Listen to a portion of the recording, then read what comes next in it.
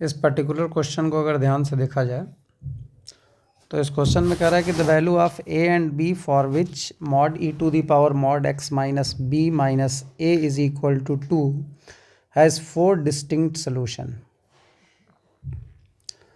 Number of solution का concept यहाँ पर बनाया जा सकता है।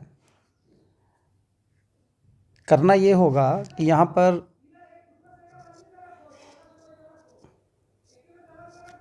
एक रफली हम यहाँ पे ग्राफ ड्रॉ करने की कोशिश करेंगे।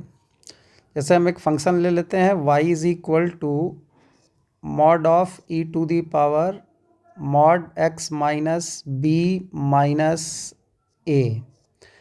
इसका ग्राफ बनाने की अगर कोशिश करें तो सबसे पहले हम बनाते हैं graph y is equal to e to the power mod x का। y is equal to e to the power mod x का अगर रफली ग्राफ ड्रॉ करने की कोशिश करते हैं तो ये ग्राफ हमारा जो बनेगा कुछ इस तरीके का ग्राफ ड्रॉ होगा। रफली ग्राफ ड्रॉ करेंगे, इसमें एग्जैक्ट ग्राफ की ज़रूरत नहीं है। अब हम ग्राफ ड्रॉ करते हैं y is equal to e to the power mod x minus B का। b पॉजिटिव नेगेटिव कुछ भी हो सकता है, तो ग्राफ लेफ़्ट और राइट दोनों साइड मूव कर सकता है। हम एक रफली यहाँ पे ड्रॉ कर रहे हैं, b को पॉजिटिव लेकर के चलते हैं।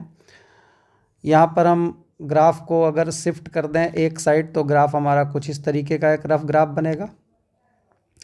ये पॉइंट हमारा अब B पे आ गया। B, ये ग्राफ इस साइड भी जा सकता है, ये ग्राफ हमारा इस साइड भी आ सकता है, ग्राफ इस साइड भी बन सकता है, वो डिपेंड करेगा कि B क्या है।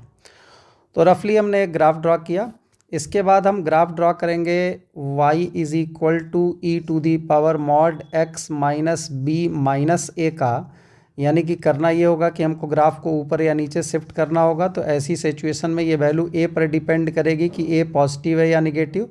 उसके अकॉर्डिंग हम यहाँ पे ग्राफ को ऊपर नीचे शिफ्ट करेंगे। हम ग्राफ को अगर देखें तो रफली कुछ इस तरीके का ग्राफ हमारे सामने आएगा। a के प्लस माइनस करने पर, किसी भी कांस्टेंट वैल्यू के प्लस या माइनस करने पर ग्राफ हमारा ऊपर नीचे शिफ्ट होता है। ये एक रफली ग्राफ आ गया। अब ये ट्रांसफॉर्मेशन ऑफ ग्राफ से हम ग्राफ ड्रॉ करने की कोशिश कर रहे हैं। अब हम ग्राफ ड्रॉ करते हैं y is equal to mod of e to the power mod x minus B minus a का। ये जो ग्राफ हमारा यहाँ पे ड्रॉ होगा, ये टोटल फंक्शन में मॉड लग गया है, तो ग्राफ हमारा कुछ इस तरीके से ड्रॉ होगा कि यहाँ पर ये वैल्यू आएगी, फिर नीचे वाली वैल्यू हमारी ऊपर आ जाएगी और फिर ये वैल्यू हमारी इस तरीके से ग्राफ की होगी। यहाँ पे कॉर्नर पॉइंट बनेगा। हमने ग्राफ को लगातार स्मूथ कर दिया। खैर हमको स्मूथ कॉर्नर से कोई मतलब नहीं है, डिफरेंशियबिलिटी तो चेक करनी नहीं है। अब ये जो ग्राफ आया हमारा फाइनल रफ ग्राफ ही है, बट फाइनल ग्राफ इसको लेके चलें एक्स एक्सिस और वाई एक्सिस।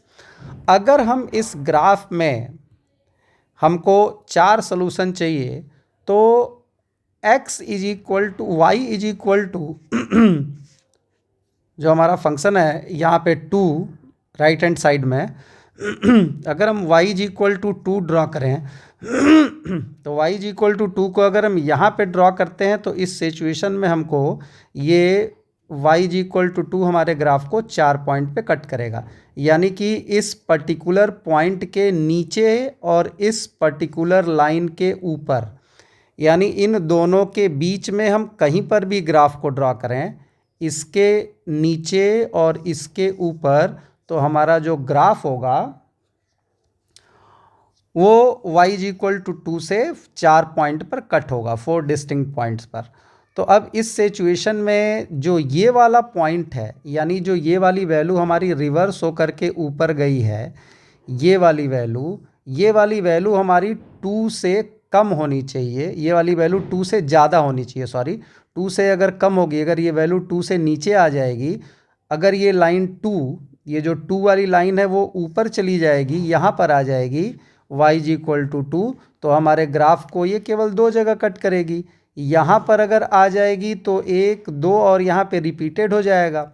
तो इस पर्टिकुलर केस में हमारा जो रिज़ल्ट होगा दैट शुड बी, हम ये बोल सकते हैं कि इस दोनों के इसके ऊपर और इसके नीचे, यानी जो वैल्यू ये रोटेट हुई है a-1 अप्रॉक्स होनी चाहिए। आई थिंक एक बार आप चेक कर लीजिएगा, ये वैल्यू a-1 होगी, ये वाली वैल्यू जो रिपीट होकर के रोटेट होकर के ऊपर जाएगी a-1, और ये a-1 की वैल्यू 2 से ग्रेटर होनी चाहिए, यानी ये वाला पॉइंट 2 से ऊपर जब रहेगा तो उस कंडीशन में हमारा ग्राफ 4 जगह कट होगा और a की वैल्यू ग्रेटर देन 3 हो जाएगी, यानी a बिलोंग कर जाएगा 3 to इन्फिनिटी में, और b की वैल्यू कुछ भी होगी कोई फ़र्क नहीं पड़ने वाला, क्योंकि b की वैल्यू से हमारा ग्राफ लेफ़्ट और राइट में शिफ्ट हो रहा है। आप देख रहे हो जब b की वैल्यू हमारी प्लस में होगी या माइनस में होगी तो हमारा ग्राफ लेफ़्ट या राइट साइड ही शिफ्ट होगा। इस सिचुएशन में हमारा जो रिज़ल्ट होगा वो हाइट पर एक्चुअल में डिपेंड कर रहा है, लेफ़्ट और राइट पर डिपेंड नहीं कर रहा है। तो b belongs to all the real number होगा और a की वैल्यू ग्रेटर देन 3 हो जाएगी। और रिज़ल्ट के पॉइंट ऑफ व्यू से देखा जाए तो माइनस इन्फिनिटी से ये तो नहीं होगा, ये भी नहीं होगा, ये वाला रिज़ल्ट एग्जैक्टली सेटिस्फाई कर रहा है। तो C option will be correct answer. Thank you.